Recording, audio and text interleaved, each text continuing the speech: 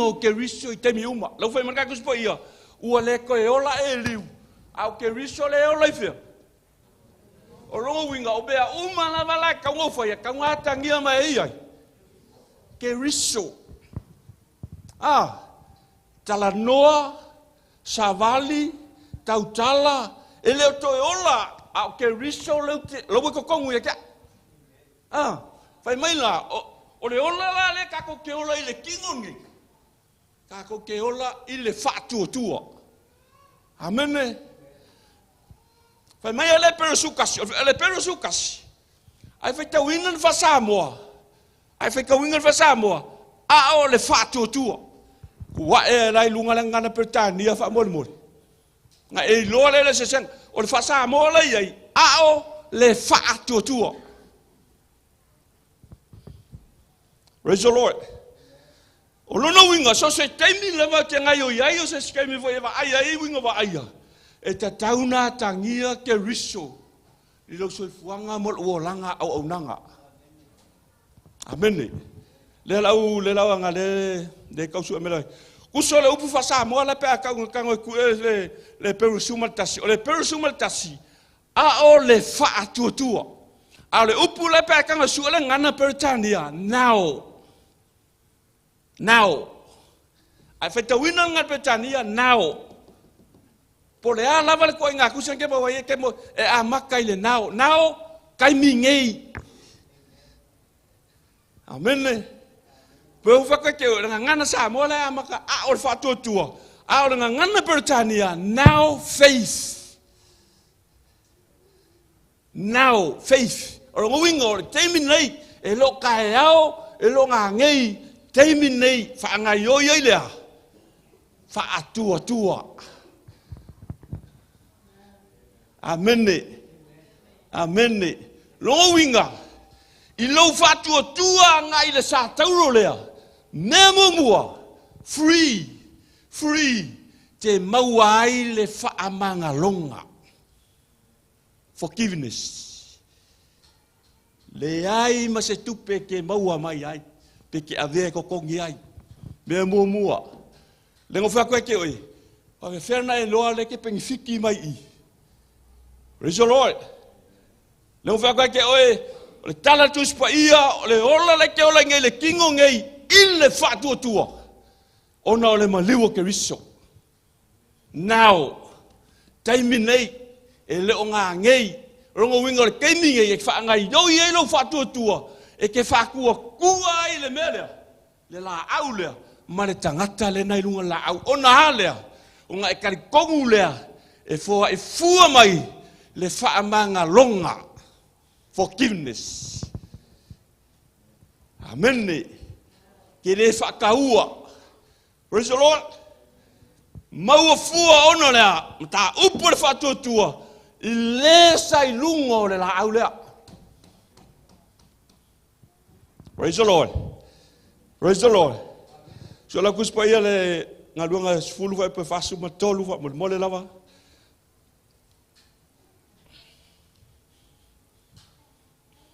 Na oina ina ma fai ona ki kilo nga yai wa o se ke lo foi wa o ina ma fa ya o ngaina la nga so fo ya na o no ma le o nga lu tu pula tai tas. A ke na oina e ko ya vaku ya ke on neta ya. Ina e si la fia mai lo. Le ta o le la au ma nga luenga na fai el tangata sai lungo le la au. Ia ona o le alofa ya te oe ma.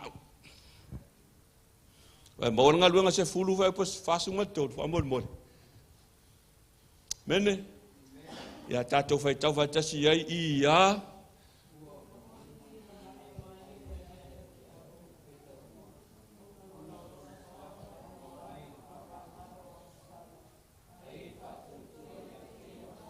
Ua moli tino ina mai o ia e le au perfecta uma. Ona o lona suafa. E maua ai le wha maa ngalo. O anga sala e wha tua i a te ia o malawa. Pai lewa mai i le maulu.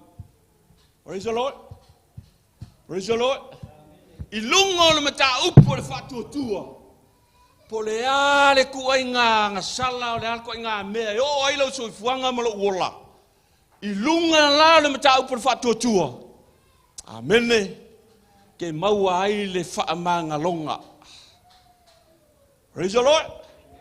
Praise the Lord. Ona o lona suafa. Via leli. Ona o lona suafa.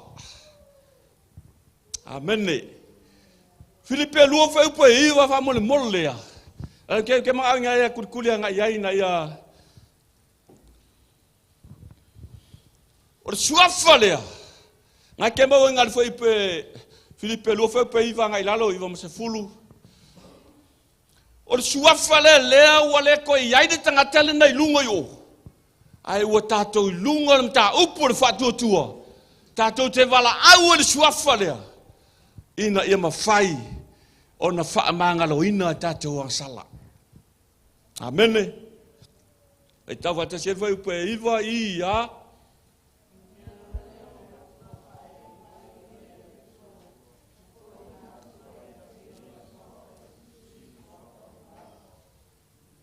Amene. Praise the Lord. Ile suafa leo tangata le na ilungo la au. Me lango whakai ake oe. Ile tele fo eonisi vaenga peno ka wa ki ola matanga e pe ele fa ka ua fo ngale ngisi ar tatou lava o ele ngata ina tatou fa taua ina le la au satoro ai tatou te fa taua ina tele le tangata mal ngalwenga sa failungo satoro leo tala no fo upe iva ele ai se suafa o le suafa o tu ina mai ele atua mo tatou e ma fai ona whaolaina i oe, whaolaina i au, solo ia se ai me uma, ma mata mau ai. E manuia ma le ola e whaavau, suafo tangata le nei lungo sa tauro. Praise the Lord. Praise the Lord. Vaenga mua na. Kako ke maua, le peifiki, fuli, whaamanga longa, onga o le marasi anga o sa tauro. Praise the Lord. Tātou te ilunga le mta upu whātua tua. Lau ki whakoe ke oe, se ngei, whaamangalo nei le mta upu salabo, ilunga le mta upu whātua tua. Ia leri. Ale. Amen. Iwa ele mawhai, kusa e mawhai. Kusa lea, aua le unga la kalafo i lea. O lea tua. O lea tua alofa. Le unga la kala le kawhai aku. La ke iwa fai ai ale me fo ngale ngalo se ya sau talo le tua fa mangalo o le tua alofa le tua fa mangalo o se ya sau talo le tua fa mangalo le tua o la fai ale le menga te lo oi o le tua alofa ai ka au filmengi o le tua alofa ai le suia ai le menga le alofa le tua lana amiotonu. Amene. O le atua alofa. Ai le mawhai le alofa le atua. Na sui aila na mi o tonu. E maole winga lau tala. Praise the Lord. Praise the Lord. E la koe vai ak. O le atua alofa. Ai aori keimi o whamasinonga le atua. E whai lungo le mta upo le mi o tonu. E alofa. E tu avanoa. Ya ka kou ke mi uma. Ai a ona nofo le tua ilana whamasinonga. E whai lunga na ta upo la me tonu. Praise the Lord. Winga ngā o le whiaule na watu ya te oe. E na e ma whai na tātou wawa ai. O le whaamangalonga. Ave ese ma whaamangalo e le tua tangata. E solo e sea me uma. Praise the Lord. Praise the Lord. Au ke riso. O lo o ola i te tonu i ate au. Ia leli. Vai muli ngai le mele whaapea i le a. O te ola i lava i le whaatua i le alo le atua. O le na alo whamai a te au. Praise the Lord. Na whaale tonu mai lava le amatanga mea uma.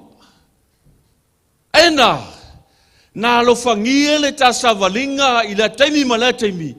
Na ia alofa mai e te oe mau. Foi na mai e loa e le atua lo nalo. Fai nga ia monga sui oe ma. Amene. Na foi na mai le tua Yesu. Sau ma liu lungo sa tauru. Fai o ia mo kako sui. Praise the Lord. Praise the Lord. O mene kala Isaia. Ona fa lava lava. Kako ke malolo ai. Nunga i le la kako o ku ngai ai. Via leli. Via leli. Ile luon no fa nga tupu fa pe fitu sumat fa. Kango e fa kango ko va ai kasia ai fa mun. Au ke ina mo fa na. O le winga la va mtalanga le ke va mai. Ina ia wai polea lava malea. Ale fa mo lalo loto. Ke le mauale upu lea. Ke alu ai le loto salamo. Ona o se mese ma se mena tupu ya kaua. Maua leo le whaamanga longa mai le tua. Lua tupu lom tau pe fitu whai pe sumat wha. Ia. A whai. Ia, i, o.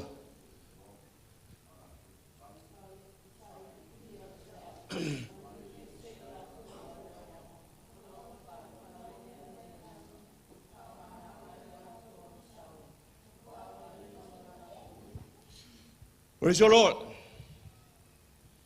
A whai whaabau a lalo nu. Oh, ai kako.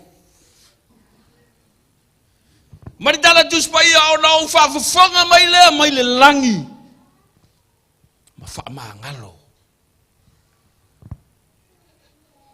Via leli. Via leli. Whaama ngalo. Forgive their sin and heal the land. Whaamangalo, ma whaamalolo.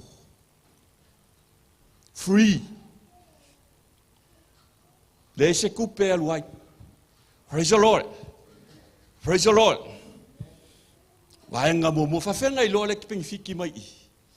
Te leo le alofa maleanga le leo le atua. Ya ka ua. Amene. O le ale lo loko le ale. Le tu ai ngā me, o ia ile soifuanga ma le o langa kaua, ai ka ke fo I mai a, lai mā fola au alofa o le tua mo oi ma. Ia ima se kei me ke sau, ai e furi tua le kua ia ke oi. Ai sia, le anga tangata le tau le sa tauro. Praise the Lord.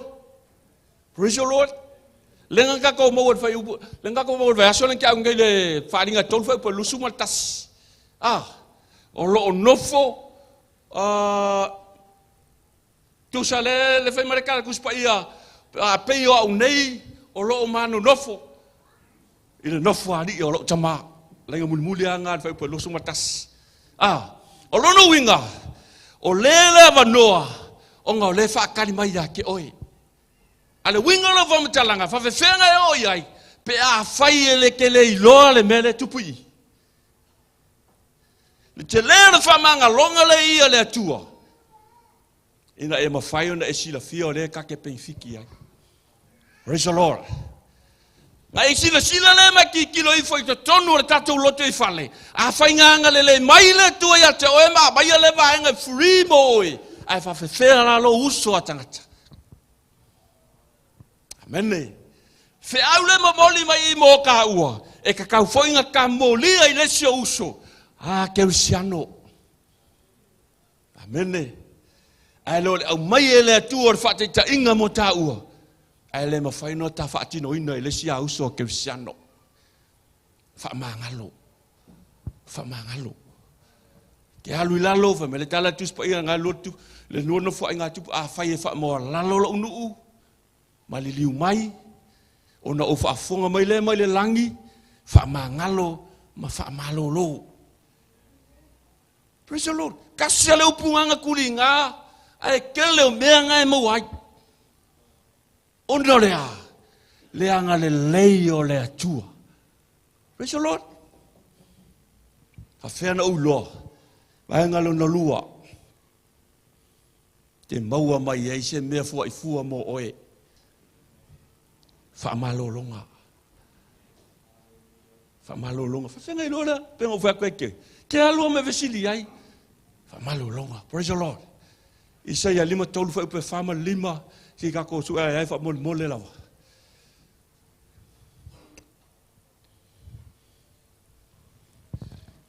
Se lima tolu fa upe fama lima o le mautau loto ma sani ia e mawhai ona tātou pai ka kau kewa ai whakasenga iai.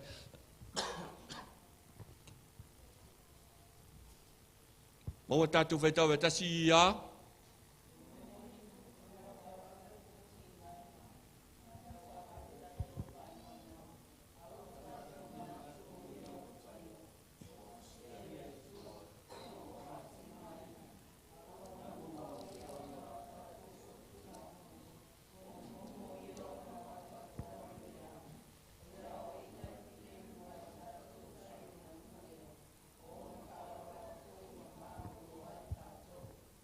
Amene.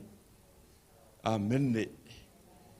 Ona whaalava-lava malolo ai tātou free. Amene. Free. Praise the Lord. Wawai ping fiki free e mo mai. Ia leri. Pau ale me ke whaia. Pengo whaia koea ke ole perusu kasi. Now. Faith. Taime nei. Amene. Ua ke whakari fua des keimi. Le fua matala des pa ia. O le whātua-tua. Now. Keimi ngei. Whātua-tua iai. E wala mai lana whaamalolonga. Ia leri.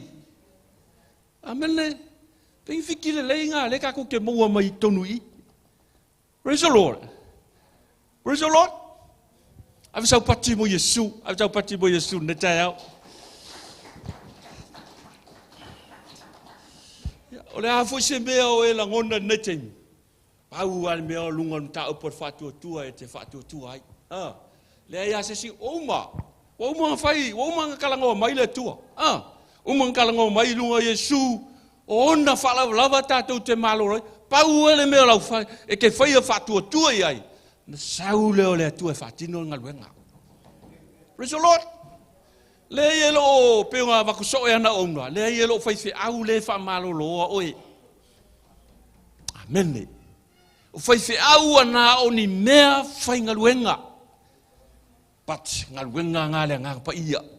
So e whamaloloa oe. Ai alu whare mai e kongi lau kupenga. Alu e aifo ma. Free. Amene. Ia ngā laku le a whai pe whai waku voi a alu voi e rai whai sakau ko ngai kele. Alu lau kupe. Praise the Lord. Alu whātua-tua tangata nei lunga sata. Alu belanga kala langa whai. Ona whalawa-lava. Ta kou ke malolo ai. Ia leli. Ia leli. Malolonga nā le atua e. E tu sa loto mo tangata umalawa. Mai ar kamiki whapea kau tangata matua. Fuli mo tatou uma. Praise the Lord. Praise the Lord. Ma share voi ma shise a timi ya ile ko la pola menga yai ko le la stofi ma ko ka kalangoa ya ke lo anga ngai fa pela ayo ngafi ngai le sa o ila fo fontal ya ke usua kunga yo la finga ya mer ya ma ka kalangoa le yo fa ku wa se ki oi ma ya mo iae le miango ka savali ai iae mo iae lo okay fakuia fatutu ele tua la kala ngo fai ai fakuai oi te le as fe au le tua mo oi. I'm telling you the truth. Le foi falo longo le se vai ngamba ko ma chef te le as fe au le tua mo oi fai o se fe au le tua ke mo lia i le stangata ale ai longo wingo se fe au mo oe la vaia. Amene. O fakulele so vai. Ai for skula le ngai alu e la vea. O fe le fa ke mai oi. Ma fa ke mai a oi longo moenga. Ale vo ko kupule me o fe le ke oi. Fa ke mai longo moenga. Amen. Amen. O se fe au le lei mo ka ki le ai nga pawala u advice fai le ri ngo fa ko vai na o e malosi o va ko le tu malosi mo o ku kula ai Au ai ki koe mafau le mea ngang kupu. Langa ngau mea nekatis whanga langa waku ia oi. Ma e lui whaia wha peo le hama le ha. No. Ai loi luma ma sa vali lo. Na ua wha malo lo oi le tua ma watu na wha malonga mo oi. Ai e lo. Ki kilo ma ai le tua po le arfe au nganga waku mo oi. Amene. Ia va pe nga fui kakala ngo wala me nga fa koe te oi. E ma faina e fa so mo oi fa nga fa so le se uso. Praise the Lord. Ina e fai foi ona e mai e lunga lisi mai se si foi o fainga wa tau nai lava o ngose me fa pena. Mene o fa koe le. Wa. Ke ama dia menga. Sili no fa tu la i le tua. Ai ai lo le. Po le hare fi au a fai lo fi au mo le o le fi au la mo o e la vai. Fa penga le mo fi au le tu. Pi au la mo va penga a lo se mai mai a oe. Ia ngai ngofolo le ma ki kilo ia ava pele ai o longo winga me ala o me kai. Amen. Ava pele ko fa ku lai mai o le tu moenga. Ia lo no winga la fe au lava mo au lava ia. Praise the Lord. Praise the Lord. Mun tu mai le ia la fongo. Mateo iva fa po luas fula ngai lalo ngai le tala le fina puno toto fo ile. Praise the Lord. Free. Ping fiki ai. Ping fiki er fingi. Men gana dus pa ia. Akan vai kau uma le kele o mea ngai sa ili ai. O ngore fia malo lo. Uma longa masa salonga yanga wo. Uma longa masa salonga longa ainga. Uma masa salonga fo mai ngaluai. No pale ai mase mea. Au ka ngaka ia. Lenga lu side fo ai. O le alu ia maku ia le kupe ku ai mea o le kala kuspa ia kwai uma nga mea ongora kau sa i lingo se mea e malo lo ai langa la tanga ka ku e le se mea la fa longo kala o ki ala ka ko ke ku lunga mai alu po fen mele mo se mea va pena fa malo longo mo ai o solo po le ala le kele o kupe kai fia Afrika ko ngai la fai ke a venga i aisha o le ke fia malolo. Praise the Lord. Mantala tu spa ia wa umma lo mai loa umma le lo fo mai ngalu ai umma ku me umma ngai ia ai fa longo lo o saule li o le ola ka le ngai lungo sa tau. Praise the Lord. Mari jala dus pa ia fai mari kala fa fine tau lava sina pito o ke pa ia mau ai se uma pusanga amene ele vai mero vinga so ko kongi sa kupe ha si amai se fa malo longa mo de tau aro pa mau ai se malo longa mo ule wa halu fia kausanga wa uma ko me le ai masemea o ula longa ai singa malos aya kau singa piko ofu o ke pai ai. A wala mai ai se malolunga kia. Amene. Ngo fai aku ake ole persutasi. Now faith. Pai e tanga te whatua tua. Fa meka ko se nga pai al whafinge liliu ma Yesu. Amene. Pai al whafina i liliu ma Yesu o ai leo al watu alimana. Amene. Ele vai mai nga pai do finga nga pai a fa liu Yesu wal wakul manga. Praise the Lord. Fa fenga i loa o le pengi fiki mai i. Nunga sa taurore. Amene. Ave fua pe o le kelo pesele ave fua ele se tau. Furi mo ka ko uma. O le ale me ke mga umia ke vala au ilo na swafa. O le ale me ke ba umia e ke vala au ia te ia. E le tutuli, e le pupulo na au. Faola ia te oe. Amene. Amene. Nga winga nga so fanga lo so fu ma tato wolai. Le felutia inga o me uma. Amene. Kelo kaimi wo mai le fa vai vai ke oe. Mo kuai le lo pole ale me la fai. O lo ma fola mai a awa lo fa le tua. Nga ke fa feilo a I se meo lo loto. Amele. Wai o me lo koi nga me wa pe nga ke oi. Tuale ma fai nga koi fai se si be. Pa wale me le wa fai wa maka nga blaming le tua. Le ai awa. Blame o e pole ale me le tupu. Now faith fa nga yoilo fa tua. O nga e malama le mena nga kupu mai o. Ma e maua ai ngi ping fiki le. Mo oe mahau ma le tatou savaringa. Amene. Amene. Suafa lea. Le ke maua ngal fa upe iwa ali fa solo foi la. O le suafa foi lea. E malo lo ai so se mai. Pengo fa ko ke oe le ai lo le fa ngaluenga.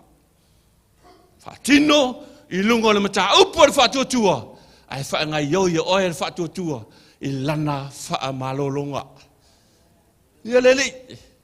O te leli na taya. Tala tuspa ia nga ka ua ko nito e ngai oi tuti no uma. Ngai oi tuti no uma mo le fale lei or tino tu vatasi ka ko vai le mamalu o le tua. Ai au ne fai fo le lima le vai le so nga. Au foi ne fai fo le lima le mata le so na nga. Le ai nga lu e fatas. Praise the Lord. Awa le nga lu e fatas.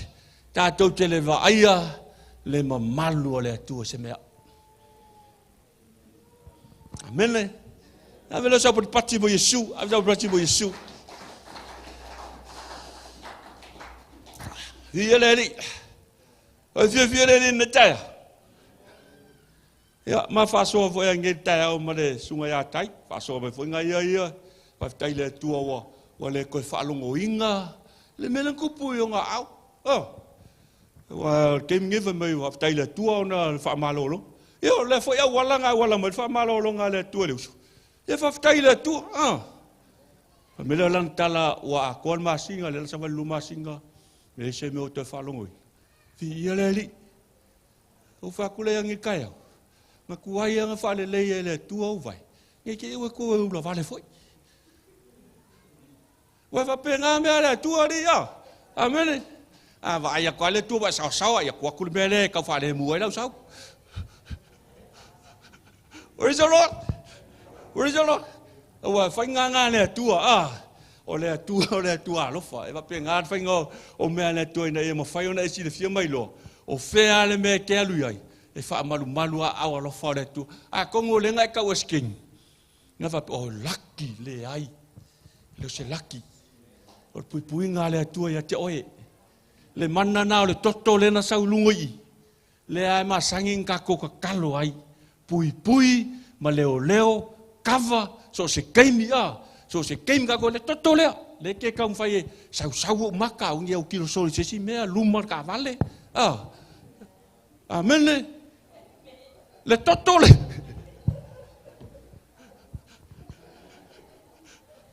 Praise the Lord. Le menga le gove ko le ka ko te penge fiki mai ngo I sa tau le. Le totole nga malingu le sau yo maka sau yo vai. Le mo fai ngai ko ku le me ngai ku mo ai. Le ko lo fai la kwa le me wo lo nga oi. Amen.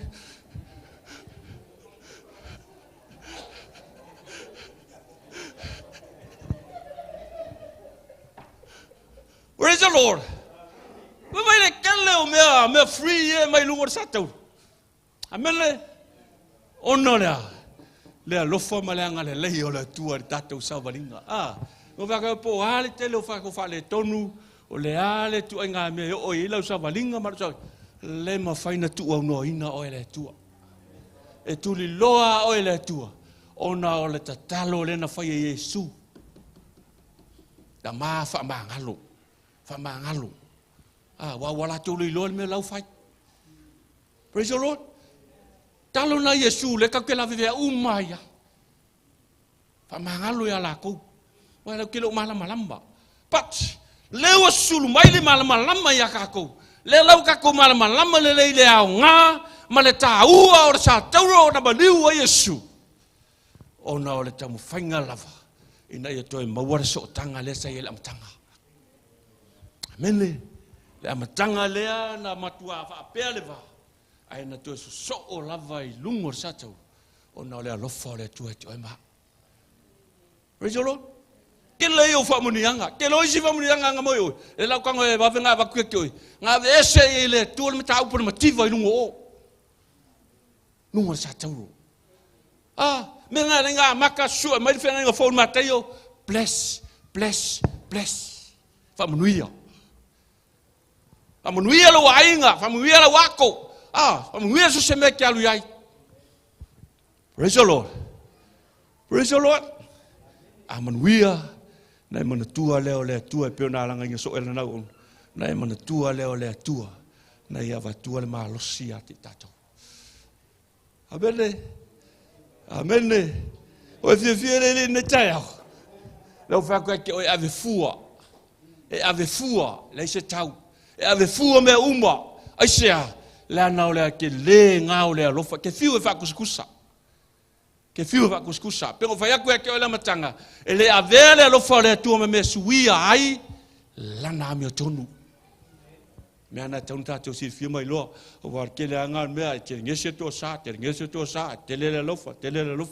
Ai le mafaila ele lo fa na suia ai le mi tonu le tu. A na sa faile tu ai na mi tonu I lunga na fa masinonga. E faile fa masinonga mi tonu le tu.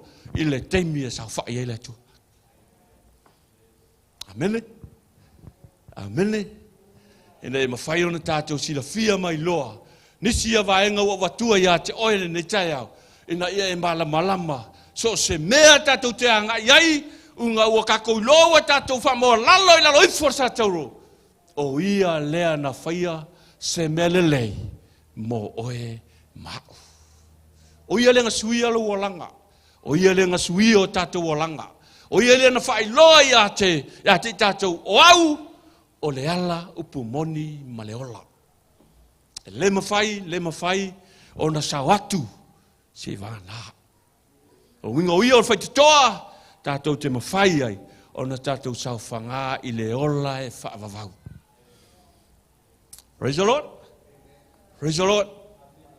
A sangi whai loa ia te oe. Le tala fo le masangi ngakau whai tau ina e va tele le ala e alu le whawhanonga. Ai va iti le ala e alu le ola e whaavau. Ai va aile ai. E le ngau ka kou le kau whekuli le awala lea. Amene. E le ngau ka kou ola ngau keu siano le kau whekuli ai. A whaila e va iki. O longo winga la whawhelang su estawa noi. Amene. E va tele le ala e alu le whawhanonga. Ai va iki le ala e alu e tau atu le monuia. Ai ei loa e le ngau ka kou le kau whekuli ai. Praise the Lord. Praise the Lord. E ave sau pati vo Yesu o le tai au. Ke lo se fe au na mo tātou. Amene. Nei vai aso. Io nei luas fu ma tasi aso. Le sa tātou tau fe tuli mai ai ona e ai le mafuanga. Praise the Lord. E ai le mafuanga. So se taimi fo e ke sau I. E lua upu e kaunga e whaunga apea whai ke sau I whalan nei. We are here for a reason and we are here for a purpose.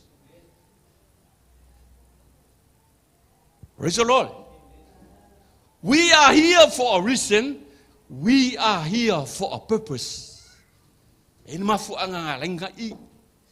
Ai ai fo le mea kaunga I. Purpose. Praise the Lord.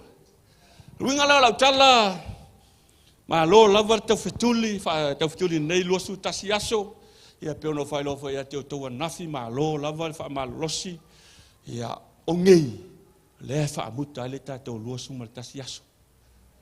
Vejolo a fai la nga ko se le puki a oe singa lo rim. E sawe. Ia ri o nei ia le aso muli mo le tatou wha moe. Pau ala mea ia ngā leile li ona ua sila fia le ile tātou wha moe. E le onga kakeo e ave le lotu. Kakeo e ave tangata le nai lungo sa tauro. Ea, sa anga le lei, sa lofa e wha maoni. Na te lawe ingar so i fua ma le ola o tangata. O ia fu e whai te toa i le ola e wha wavau.